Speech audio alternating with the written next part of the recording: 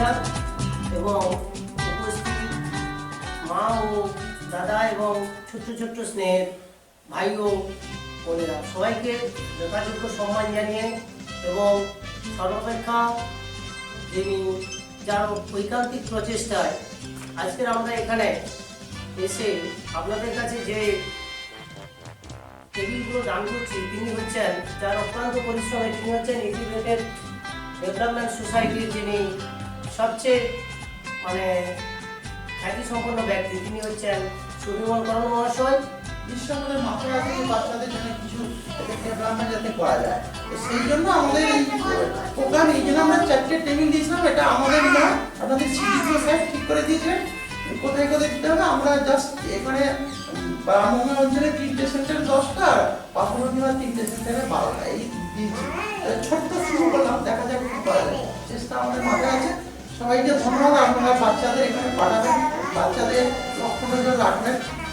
এরা কত কি বলা যায়, এরা মধুর যে ভাবা যায় না, হ্যাঁ, এরা আগামী দিনে আপনাদেরই সব ভবিষ্যৎ। আপনারা পাঠাবেন, লক্ষ্য নজর রাখবেন, এইটুকু অনুরোধ। আর এখন আর বিশেষ কিছু বলার নেই।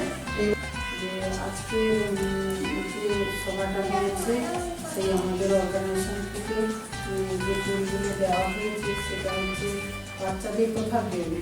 যে গভর্নমেন্ট থেকে তো আমাদের সাপ্লাই নেই, তো যে টিএলএম সাজানো বা দেওয়াল সজ্জা বা খেলনাপাতি দরকার, সেইভাবে আমাদের বছরের পর বছর আমাদের এখানে বাচ্চাদের শিক্ষা পদ্ধতি যেগুলো প্রয়োজন আমাদের নেই। সেই জায়গায় আমি আইডিয়াটা দিয়েছিলাম আমাদের এই অর্গানাইজেশনের সম্পাদক মহাশয়কে।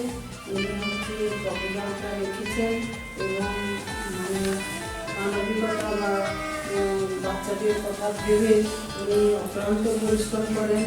নিজেই প্রজেক্ট প্রপোজাল করে নিজে অনেস্টলিভাবে কাজগুলো করে থাকেন।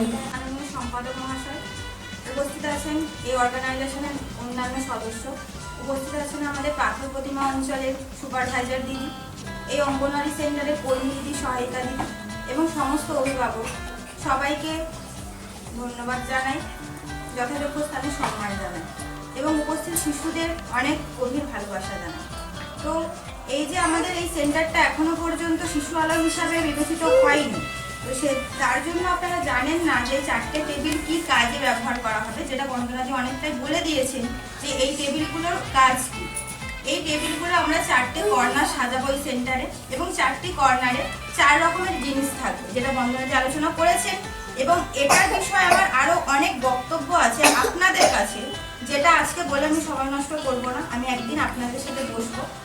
আপনাদের এটাই শুধু বলার যে আপনারা শিশুদের এই সেন্টারে অবশ্যই পাঠান এবং সেন্টারে পাঠিয়ে শুধু লেখাবার জন্য পাঠাবেন না, শুধু দিদিমণি বই পড়াচ্ছে, লেখাচ্ছে, কতটুকু লিখলো আপনারা এসে স্লেটগুলো দেখছেন, ব্যাগ থেকে স্লেট বার করে দেখছেন যে আজকে তো দিদিমণি কিছু লেখায়নি। এই জিনিসটা কিন্তু না, আমাদের হাতে কলমে এই শিক্ষা দেওয়ার উদ্দেশ্য কিন্তু আইসিডিএস সেন্টারের নয়। আমাদের যে প্রিস্কুল হয় সেখানে বাচ্চাদের সার্বিক বিকাশের জন্য কিছু রুটিন রয়েছে, সেগুলো মেনটেন করতে হবে।